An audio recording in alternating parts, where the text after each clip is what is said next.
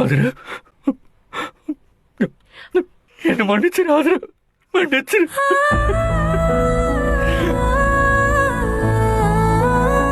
நான் உன்னை ரொம்ப காயப்படுத்திருக்கேன்.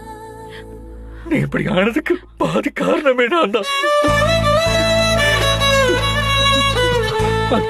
எனக்கு யோசிக்க தெரியல, எது சரி எது தப்புன்னு முடிவெடுக்க கூட தெரியல. குதிரைக்கு கடிவாள கட்டின மாதிரி இருந்துட்டு நீ சக்தி எல்லாருமே என்னோட சின்னவங்க தான். ஆனா பாரு, உங்ககிட்ட இருக்கிற தெளிவு கூட என்கிட்ட இல்ல. ஆனா இன்னைக்கு நம்ம புள்ளைய காணணும்னு தான் எனக்கு விளங்குது.